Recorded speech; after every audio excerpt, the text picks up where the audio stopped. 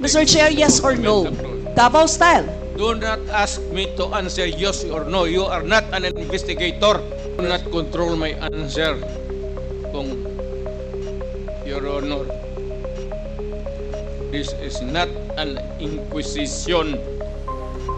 It's a democratic process of investigation. Okay, thank you. Thank You you. are not an investigator. Why are you asking me to answer Mr. Chair, yes or tinatanong no? ko lang naman. Point is, Your Honor, to allow this resource person to finish his answer. So I'm asking the ICC through you na pagpunta na sila dito bukas, umpisahan na nilang investigation. And if I am found guilty, I will go to prison and rot there for all time. Sa inyo po, nakaranasan, kayo mismo ba pumatay? Ako, marami. That is citizen of the city can walk all over the city and men and children can go home safely, unmolested, undisturbed. That was the standard that I gave to the police of Davao City. Ito But ba? hindi mo pwedeng patayin yung kriminal, naghandcuff o nakatali. Hindi trabaho ng lalaki yan. I was really looking for a confrontation so I could kill. Sinabi niyo po ito. Yes. Wala akong pasensya sa kriminal. Pagka lumaban, patayan.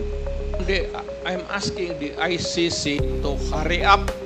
This issue has been left hanging for so many years. Matagal man, baka mamatay na ako, hindi na nila ako maimbestiga. Thank you, Mr. Chair. Maraming salamat, Mr. Chair. Mr. Chair, again, i-reiterate ko lang, Mr. Chair, yung reminders no, na hindi magsabi ng pagmura, siguro, kasi sanay po yung nakaraan, kahit po sa Senate hearing, may mga ganun. Ano? Respeto naman sa atin dito, and sana po concise sa pagsagot, kung ano lang ang tanong, yun din lang ang sagot, at mag-defer ng i-defer ang mahahabang explanation kasi nakikita nyo naman, Mr. Chair, madami talagang gustong magtanong ngayon eh. Kaya sana po ganun yung ano, no? And simple lang naman po yung mga tanong ko. It has to do with the, kung ano din yung mga sinabi ng dating Pangulo doon sa Senate hearing. Yan, Mr. Chair. First, yung observe decorum. Tapos, syempre, tulad po ng sinabi ni Chairman Abante, hindi po tayo mangingimi na mag-point of order kapag nilabag po itong mga ito. Yun. Now, Mr. Chair, I would like to direct my questions, Mr. Chair, to Rodrigo Duterte. Mr. Chair, noong October 28, sinabi ni dating Pangulong Duterte, under oath, sa harap ng Senado, and I quote, I and I alone take full legal responsibility sa lahat na nagawa ng mga pulis. Pursuant to my order, ako ang managot. At ako ang makulong, wag yung pulis na sumunod sa order ko. Ang tanong natin, Mr. Chair, the families of innocent extrajudicial killing victims are present. Yun po yung pinagsalita nyo kanina. So can the former president look them in the eyes and say once more that he takes full legal responsibility for the deaths of their loved ones, Mr. Chair?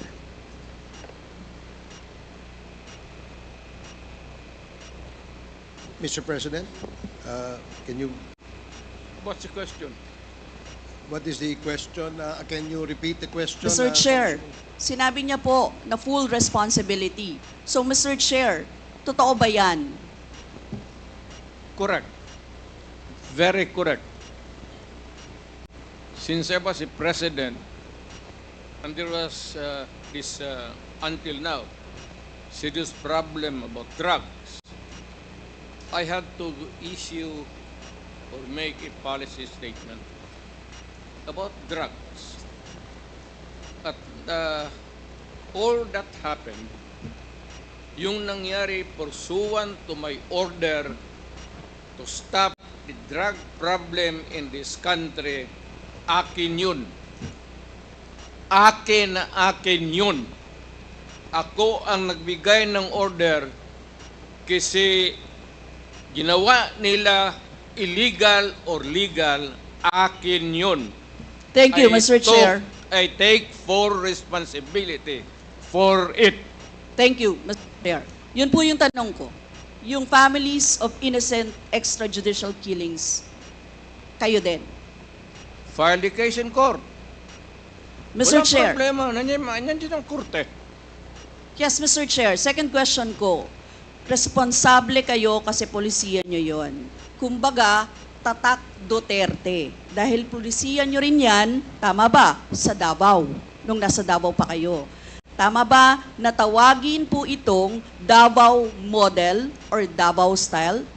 Mr. Chair? I cannot control the semantics. Mr. Chair, yes of or the no? metaphor. Davao style. Do not ask me to answer yes or no. You are not an investigator. Mr. Chair, tayo po ay nasa investigasyon kasalukuyan, Yes, Mr. but you Chair. are not an investigator. Why are you asking me to answer Mr. yes Chair, or tinatanong no? ko lang na... Chair, point of Session order. suspended.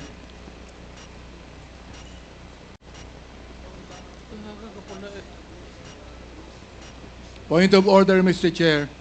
Ano ka, police? Point of order, Mr. Chair. The session is suspended for the meantime, so please, let's take time to calm things down, okay? Para ho maayos ang ating hearing sa ngayon.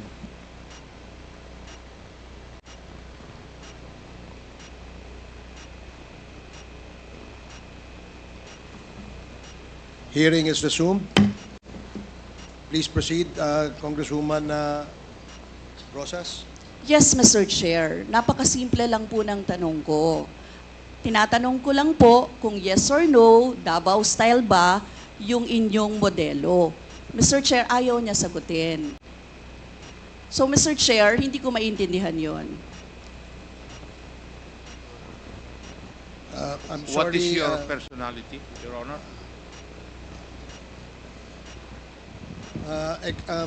If I may, Secretary Bello, we normally, the committee does not allow the counsel of the witness to speak because the role of the counsel is limited only to counseling his client on his rights. Hanggang doon lamang po. But we cannot ask you to answer any questions that will be asked by any of the members. And that is what Thank you, is in Your the Honor. rules. Thank you, Your Honor. Actually, I'm not answering the question of Congresswoman Rosas, Your Honor. My point is, Your Honor, to allow the resource person to finish his answer. Okay, we will do that. Thank you, Attorney Bello. Thank you, Your Honor. Thank you. Congressman Brosas, maybe it is, perhaps the former president would like to elaborate on his answer. We may ask questions that is answerable by yes or no, and as much as possible, we would ask the resource person to say, only answer yes or no. But if he wishes to elaborate, and as long as it is germane and related to the answer to your question, we will allow that. But Yes. we will make it very, very short. Yes, Mr. Chair. Pwede namang mag-expound, Mr. Chair. Ang tinatanong ko lang, sa particular question na yun, maaari naman siyang sagutin ng yes or no. And then the explanation, Mr. Chair. Opo, opo.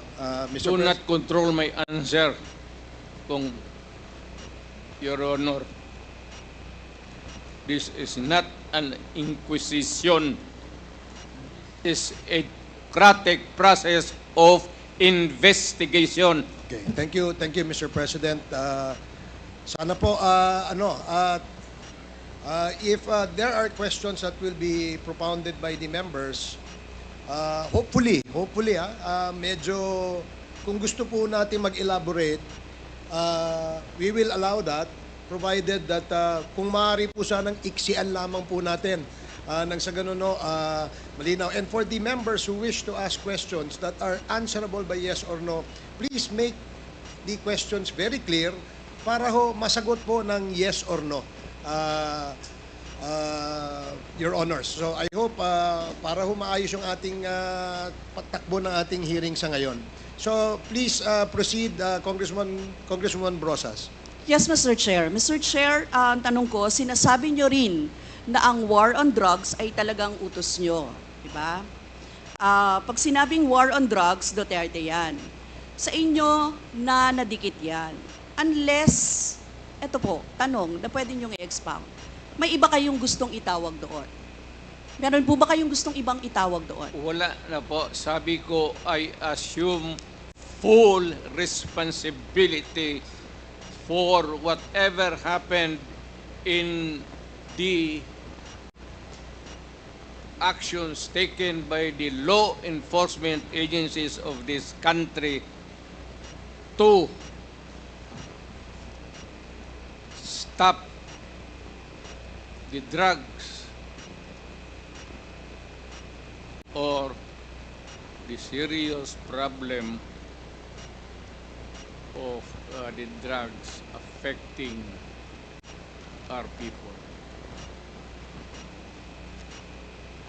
Mr. Chair, next question.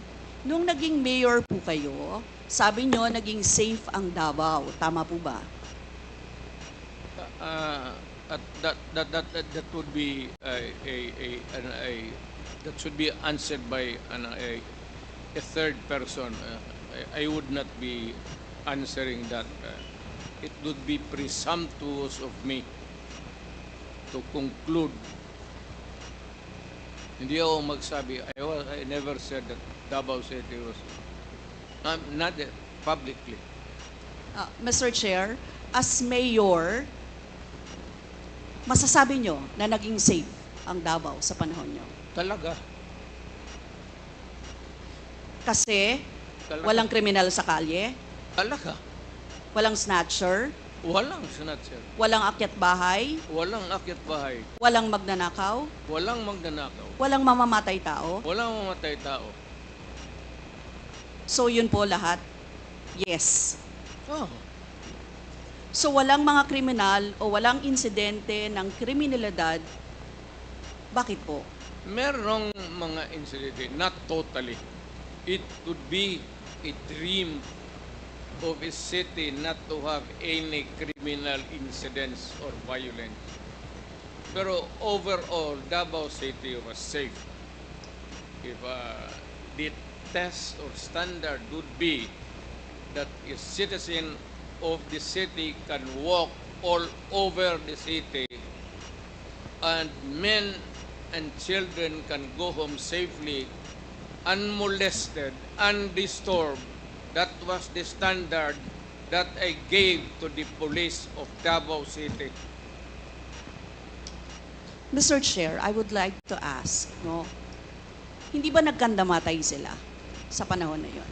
Marami po. Sino-sino po ang mga pumatay? Wala akong listahan yan, ma'am. We have to go to the tawag nito. Hindi ko bit-bit. Ang bit-bit ko lang ho yung hindi. Mr. Chair, I would like to ask again, no? Sa inyo po na karanasan, kayo mismo ba pumatay? Ako? Marami.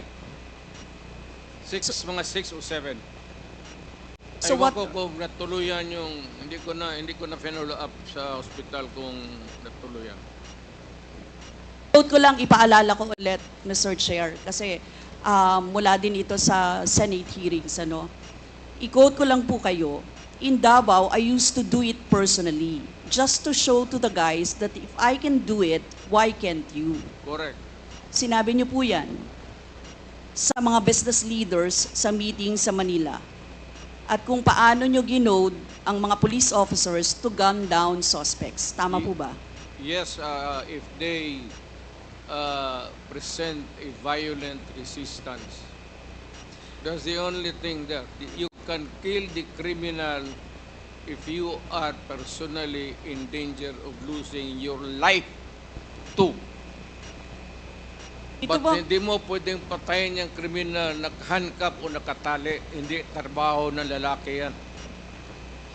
Ito pong second, Mr. Chair, na quote, kayo rin ito. And I'd go around in Davao with a motorcycle, with a big bike around. And I would just patrol the streets looking for trouble also. Manila Times po ito. I was really looking for a confrontation so I could kill. Sinabi niyo po ito. Yes. Nagdadasal po ako na nagmumotor ako na may mag-hold upper dyan. At kung maabot na kita, talagang patayin kita. At kung basta kriminal ka, wala akong pasensya sa kriminal. Pagka lumaban, patayan. So, Mr. Chair, kanina po kasi sinabi ni Duterte na he takes full legal responsibility. Yes. Siya ang mananagot at Yes. makukulong sa ginawa ng mga kapulisan. Yes. Kung sa inyo po ang policy, inaako nyo rin ang accomplishment nito. Yung lahat po, kasi kung naaalala ko sa war on drugs, yung mga accomplishment, may nahuli, nagbebenta, gumagamit, gumagawa ng droga. Lahat yan. Ma'am, if you are the city executive or mayor, lahat ng utos mo na ginawa ng pulis and all the consequences, sagot ko yan. Pati ang ginawa ng pulis, sagot ko yan. Pati po yung accomplishment kung may nahuli, enforcement of law yun. Accomplishment din po yung na-confiscate na drugs. Tama ba? Lahat ng trabaho ng pulis, because you are the mayor, at inutos mo yan, and the consequences, or sometimes an incident can go right and go wrong. Protektahan ko yung pulis kasi ako ang mayor. Hindi magtrabaho yung pulis, matakot yan kung hindi mo bakaban. So lahat ng trabaho ng pulis, nung ako'y mayor, for the longest time, akin yan. So, Mr. Chair, alam niyo po ba kung ilan ang arrested sa mga drug operations at how much ang drug na na-seize nung time na yan? Ma'am, I was not notified in advance that I have to make an accounting for the arrested persons in Davao City. That is, I would not want to. That would not be a proper question. For a Mr. Chair, resource sabi niyo person. yung accomplishment report sa inyo yan. Accomplishment, yes. Accomplishment is another thing. But you see, to ask for the number of arrests or killings, that would be a stupid question. Mr. Chair, sinabi po ninyo na aakuin nyo lahat. E di syempre may accounting din kayo, Mr. Chair. At kabisado nyo, kahit nga kabisado ninyo kung ilan ang hinuli, ilan ang pinatay, ilan. Dapat may accounting kayo, Mr. Chair. And I believe, Mr. Chair, noong 2017, correct me if I'm wrong, may President's Accomplishment Report kayo, Yes, Mr. ma'am. Chair. Tanungin kita, where were you the other day at 4 o'clock in the afternoon? Point of order, Mr. Chair. Yan nga sinabi ko.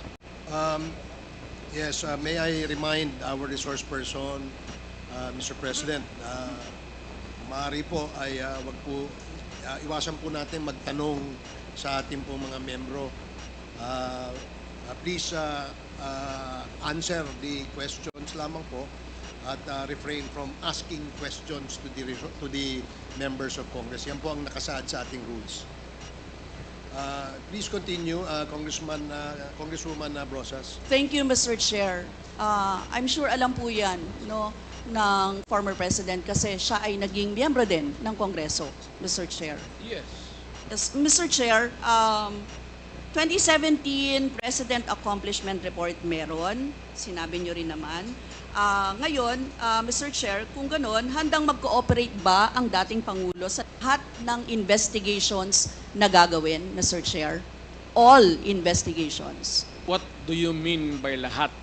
How many investigations do you think that I have to participate? Point of order again, Mr. Chair.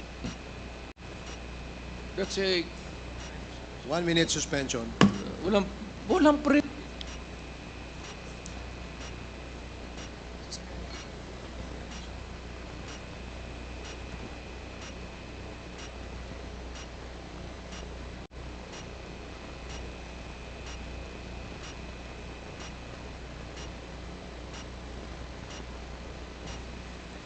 Hearing is resumed. Again, let me remind our resource person as well as our members that please refrain for the resource person, refrain from asking questions to the members. Please limit your reply to the questions being asked. At sa atin naman po mga members, please go straight to the point. Ask the resource person the question that you wish to be answered. Direkta, para ho hindi tayo magtagal. Mr. Chair, Yes, you have, Congresswoman Brosas, you have 4 more minutes. Mr. Chair, may I interrupt?